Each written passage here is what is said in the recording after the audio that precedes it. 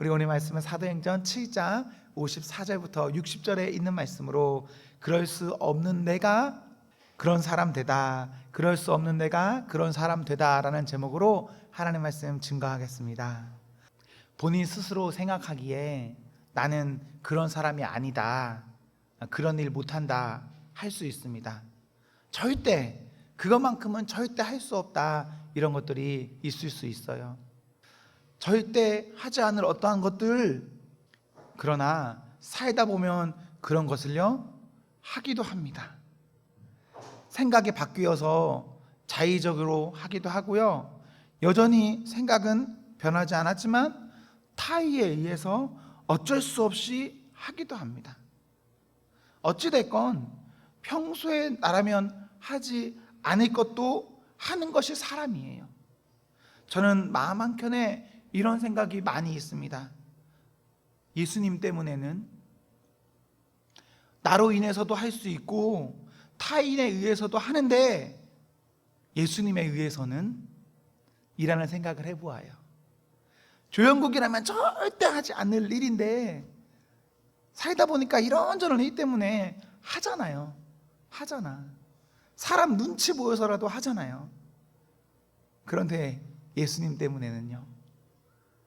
여러분은 어떠십니까? 여러분은 예수님 때문에 나는 못하지만 하고 있는, 혹은 기도하고 있는 무엇인가가 있습니까? 그럴 수 없는 내가 예수님 때문에 그런 사람 되기를 소망합니다. 예수님 때문에. 예수님의 십자가 죽음과 부활 그리고 승천, 사도행전 2장에서 성령 강림이 일어나고 교회는 급격하게 부흥하기 시작됩니다. 어느 정도 수준의 부흥이었냐? 사도행전 2장 42절에 어느 날 사건인데요, 베드로의 말씀에 3,000명이 세례를 받았습니다. 한번 말씀 전했을 때 3,000명의 세례. 3,000명이 모이는 것도 쉽지 않은데 어느 하루에 3,000명이 세례를 받았다는 것을 보면 당시 3,000명보다 훨씬 많은 사람들이 베드로의 말씀을 들었고 교회는 사회적으로 어떤 큰 좋은 분위기 가운데 있었음을 생각해 볼 수 있습니다. 문제는요, 이렇게 규모가 커지다 보니까 대대적인 견제가 시작됩니다. 초기 기독교는 유대 종교 가운데 한 분파였습니다. 유대교라는 큰 종교 안에서 예수교가 존재했던 겁니다. 그러나 사회적인 분위기가 고조되고 모여드는 사람이 많고 실제로 세례를 받으면서 믿는 사람, 정식 멤버가 많아지기 시작했습니다. 과거의 견제는요, 과거의 핍박은 예수님 한 사람만 했단 말입니다. 그러나 이제 사도행전부터는 제자 및 교회 직분자 성도들의 일위까지 핍박이 확대됩니다. 오늘 본문에 보시면 스데반이 돌에 맞아 죽는 것을 알 수 있습니다. 스데반은 사도행전 6장 5절에서 예수교회 7 직분자 가운데 한 사람입니다. 우리는 흔히 스데반 집사 이렇게 말하는데 스데반을 가리킬 때 쓰는 집사는 요즘 말로 하면 장로입니다. 6장 8절에 스데반 장로는 어떤 큰 은혜가 있던 사람입니다. 그것이 사람들의 눈에 막 이렇게 보여지는 그런 사람이었습니다. 특별히 6장 9절 이하부터는 이 사람은요, 어떤 보여지는 능력도 있지만 말의 능력이 매우 뛰어난 사람입니다. 말의 능력이 뛰어난데 6장 15절에 그의 얼굴은 천사와 같습니다. 7장 60절에 억울하게 돌에 맞아 큰 고통을 당하며 죽는 중에 예수님처럼 말할 수 있는 은혜의 사람입니다. 신기하지 않습니까?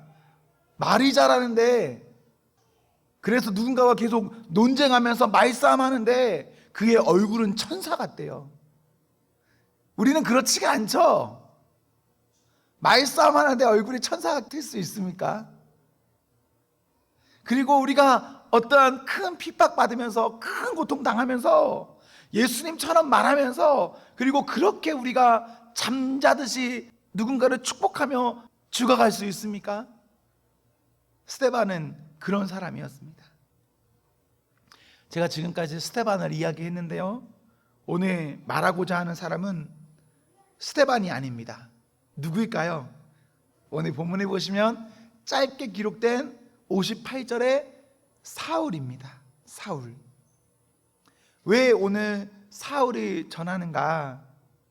우리는요, 이번 한 주 로마서를 보았거든요. 성경을 읽든 소책자를 읽든 암송을 하든 선곡을 하든 강론을 듣든 우리는 모두 로마서 중심으로 이번 한 주를 보냈습니다.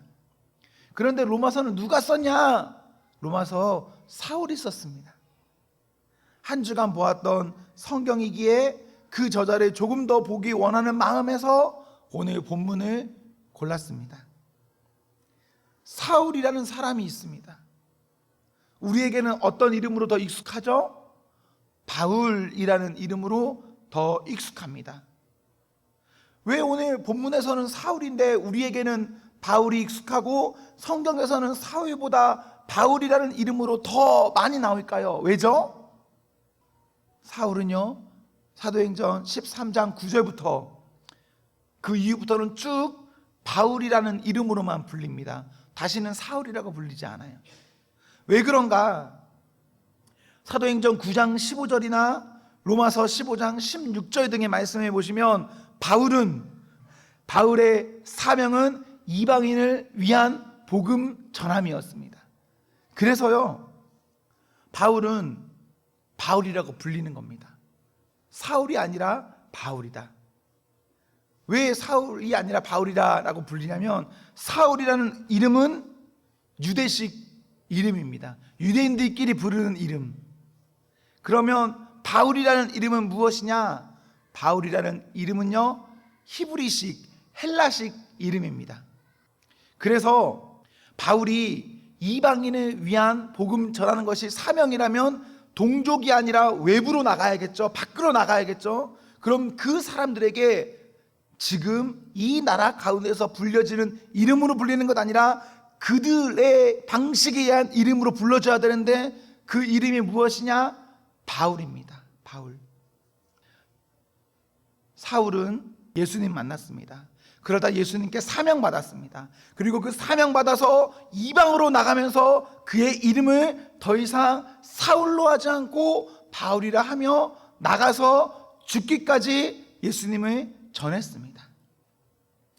오늘 본문의 사람들은 스데반을 돌로 쳐서 죽입니다. 58절에 보시면 돌로 쳐 죽이는 사람들은 자신의 옷을 벗어서 사울의 발 앞에 이렇게 놓는 것을 볼 수 있습니다. 뭐 별것 아닌 것 같지만 이 행위는 돌로 칠 때 옷에 방해받지 않고 또 옷이 더러워지는 것을 방지하기 위해서 미리 벗어놓고 돌로 치는 겁니다. 그런데 생각해 보십시오. 당시의 옷은 흔한 게 아닙니다. 옷은 아주 귀한 겁니다. 그래서 그것을 누군가에게 함부로 맡길 수 있는 그런 것이 아닙니다. 사울은 왜 스데반이 죽는 그 자리에 있었을까요? 사울이 단순한 구경꾼이었을까요? 어쩌다 지나가다 그 자리에 있었고 사람들이 스데반을 죽여야 했기 때문에 그냥 사울 앞에 그냥 놓고 간 그런 것일까요? 그렇게 보기 어렵습니다. 사도행전 22장 3절에 사울은 가말리엘이라는 아주 영향력 있는 사람의 제자인 것을 알 수 있습니다. 이런 내용을 보면, 그리고 오늘 본문 이후 8장의 내용도 보면 사울은요, 당시 유대교 내에 꽤나 영향력 있는 좋은 자리에 있었을 것이라는 추측이 가능합니다. 바울이 스데반을 죽는 자리에 왜 있었느냐? 그가 그 자리에서 돌로 치지는 않았지만 그가 스데반의 죽음에 어떤 영향력은 미쳤을 것이다 라는 생각이 가능합니다. 영향력을 미쳤기 때문에 그 자리에 있는 많은 사람들 가운데, 원래 고위직에 있는 사람은 직접 움직이는 게 아닙니다. 바위보다 낮은 사람들이 직접적으로 움직이면서 스데반을 쳐서 죽이고, 그렇게 움직여야 할 때 사울이 보호해 줘야 되기 때문에 사울에게 옷을 맡기고 그 사람들은 갖고 죽인 겁니다. 이런 사울이 예수님을 믿을 수 있겠습니까? 예수님 믿는 사람을 죽인 사람, 교회의 장로라는 지도자를 죽인 사람, 그런 사람이 예수님 믿을 수 있겠습니까? 만약 예수님 믿는다면 어떻게 될까요? 기존에 나와 함께 했던 이 유대교 그룹에서 내가 어떻게 될까요? 그리고 내가 이제 새롭게 예수님 믿는 그룹에 간다고 생각해 보십시오. 이 사람들은 또 어떻게 할까요? 바울이 유대교에서 매우 꽤 영향력 있는 사람이라고 할 때 바울이 그 자리를 떠나면 이곳에서도 저곳에서도 바울은 자리 잡을 수가 없습니다. 모든 곳에서 바울은 다 왕따 당할 거예요. 또한 본인 스스로에게도 평생 바울이 믿던 게 있습니다. 살아오던 길이 있어요. 어느 날 갑작스럽게 그 길에서 돌아선다? 이거 그렇게 쉬운 일이 아닐 겁니다.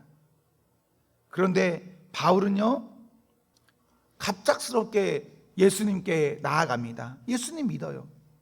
저라면, 혹은 많은 사람들의 평범한 상황이라면 믿고 싶어도 믿기 어려운 게 바울의 상황인데 바울은 믿어버립니다.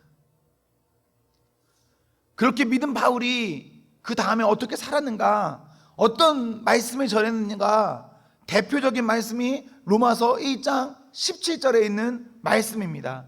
복음에는 하나님의 의가 나타나서 믿음으로 믿음에 이르게 하나니 기록된 바 오직 의인은 믿음으로 말미암아 살리라라는 말씀을 전했습니다. 특별히 오직 의인은 믿음으로 말미암아 살리라, 이 부분이 중요한 건데 이걸 핵심적으로 전했습니다. 오직 의인은 믿음으로 말미암아 살리라, 이 말씀은 하바국 2장 4절에 기록되어 있는 말씀입니다. 우리에게 너무 익숙하고 좋은 말씀이죠. 여러분 암송까지도 한 그런 말씀입니다. 이 말씀이 바울이 죽을 때까지 전한 놓지 않은 말씀입니다. 오직 의인은 믿음으로 말미암아 살리라. 이 말씀은 우리에게 익숙하지만 당시에는 그렇게 익숙한 말씀이 아닙니다. 왜 그럴까요? 왜 익숙한 말씀이 아닐까요? 오직 의인은, 그리고 살 수 있는 사람은 믿음이 아니라 혈통과 율법으로 되는 겁니다. 어떤 사람이 살 수 있습니까? 어떤 사람이 의인입니까? 유대인으로 태어나야 합니다. 그리고 율법을 지켜야만 합니다. 만약 그렇게 하지 않는다면 그 사람은 의인이 아닙니다. 그 사람은 살 수 있는 사람이 아닙니다. 바울 역시 태어나고 교육을 받고 살아오는 가족에서 철저히 혈통과 율법으로 살았습니다. 그럼 그가 믿음을 말합니다. 혈통이 아닙니다. 율법이 아닙니다. 그 모든 것들이 아니라 오직 믿음입니다. 믿음을 통해서 우리는 구원 얻습니다. 그 자신과 그 당시에 사는 모든 사람에게 이 말씀은 폭탄과 같은 말씀입니다. 모든 것들을 다 부인하고 이제 믿음만 바라보면 된다라고 하는 이 말씀, 받아들이기 어려운 말씀입니다. 그럼에도 그는 그렇게 전하였습니다. 혈통이라면, 율법이라면 구원은 매우 제한적일 겁니다. 여러분 유대인입니까? 저 역시도 유대인이 아닙니다. 우리도 아니겠죠? 우리 구원 받을 수 있는 가능성이 없습니다. 여러분 율법을 잘 지키고 계십니까? 그냥 다른 거 생각할 필요 없이 10계명만 놓고 봐도 10계명 잘 지키고 계십니까? 이것도 사실 쉽지 않거든요. 우리는 그럼요 살 수가 없습니다. 그리고 진짜 따져본다면 살 수 있는 사람 몇 명 없을 겁니다. 혈통과 율법에 의해서 완벽해서 살 수 있는 사람, 한 가지도 어기지 않고 죽을 때까지 지키는 사람 없습니다. 바울은 모든 사람에게, 특별히 이방인에게까지도 이제는 율법이 아니다, 혈통이 아니다, 너희들이 믿으면 된다, 예수님 믿으면 된다, 그러면 구원받는다, 이것을 전하였습니다. 바울 때문에요, 복음이 유대를 넘어서 이방에까지, 우리에게까지도 이른 겁니다. 이 모든 것은 하나님의 은혜죠. 하나님께서 바울이라는 사람, 하나님께서 어떠한 하나님의 사람들을 사랑하셔서 그런 길로 가게 하신 것입니다. 조금 더 편한 사람을 골랐으면 좋을 것 같기도 한데, 조금 더 무난한 사람을 고르면 좋을 것 같기도 한데, 하나님의 선택은 전혀 그 길을 가면 안 되는 그 사람을 골랐고, 그 사람을 통해서 하나님의 일하는 것을 우리는 생각해 볼 수 있습니다. 그렇게 생각하면 바울도 하면 안 되는데 하면 안 되는 일을 해서 그 뜻을 이루었거든요. 우리 역시도요, 하나님 앞에서 나라면 할 수 없는 일은 분명 있는데, 하나님 때문에 무엇인가 한다면 그 하는 사람은 그것을 통해서 나와 하나님과 모두에게 은혜가 되는 어떠한 역사를 이룰 수가 있습니다. 내가 하고 싶은 것만 한다, 내가 좋아하는 것만 하고 내 유익이 달린 것만 한다, 그런다면 그런 일은 아무나 할 겁니다. 예수님 안 믿는 사람도 할 겁니다. 그러나 우리는 복음을 들은 사람입니다. 어떻게 이 복음이 우리에게까지 흘러왔는지를 아는 사람들입니다. 오직 믿음이면 된다라는 이것을 아는 사람들입니다. 그렇다면 이제는 우리가 받은 그것이 있으니 그것을 놓지 말고 끝까지 하나님 앞에서 우리의 마음을 잘 지켜서 사는 성도로, 나를 기쁘게 하시는 것이 아니라 하나님을 기쁘게 하는 성도로 여러분 살아가셔야 됩니다. 그렇다면 그때 진짜 하나님께 영광이 되는 겁니다. 그리고 하나님께 영광이 되면 나에게 그것이 기쁨과 영광과 은혜가 안 되냐? 됩니다. 하나님의 기쁘시게 하면 그것이 결국은 다 나에게 복으로 오는 겁니다. 드려서 손해이기도 하지만 드려서 오히려 복인 게 더 많습니다. 내가 하나님 앞에 드릴 수 없는 무엇인가 있습니다. 뭐 있겠죠. 여러 가지 있을 겁니다. 그리고 그것 때문에 여러분들이 큰 손해 볼 수도 뭐 있을 겁니다. 그러나 하나님 원하시면 그것 드리셔야 됩니다. 언제까지 계속 그것을 끌고 갈 것입니까? 1년, 2년, 3년, 4년 지나고 5년, 10년, 20년, 30년 지날 때까지도 계속 그것을 끌고 가시겠습니까?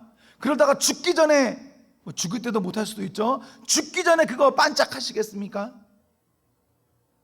하나님 우리에게 은혜 주신 것 있고 은혜 주신 것 있어서 우리에게 깨닫게 하신다면, 우리가 그것 가지고 하나님의 뜻대로 살아가면, 그리고 그 느낀 그 순간부터 그것에 바로해서 살아가면 그 사람은 정말 그 사람의 인생이 기쁘고 행복이 됩니다. 저나 청년 여러분의 삶 가운데서 우리가 조금 젊어서부터 예수님이 그래도 알았지 않았습니까? 이 예수님을 안 것을 가지고, 이 믿음을 가지고 끝까지 주님 앞에서 우리의 믿음을 잘 지켜서 살 수 있었으면 좋을 것 같습니다. 우리 다른 것으로 사는 것이 아닙니다. 믿음으로 삽니다. 우리 다른 것으로 예수님 앞에 나아가는 건 아닙니다. 믿음으로 나아가는 겁니다. 그리고 믿음으로 나아가는 사람은 할 수 있습니다. 내가 원하는 것, 내가 바라는 것, 내 뜻만 할 수 있는 것 아니라 그것과 전혀 상관없는 어떤 것도, 평소 나라면 절대 하지 않는 어떤 것도 우리는 할 수 있습니다.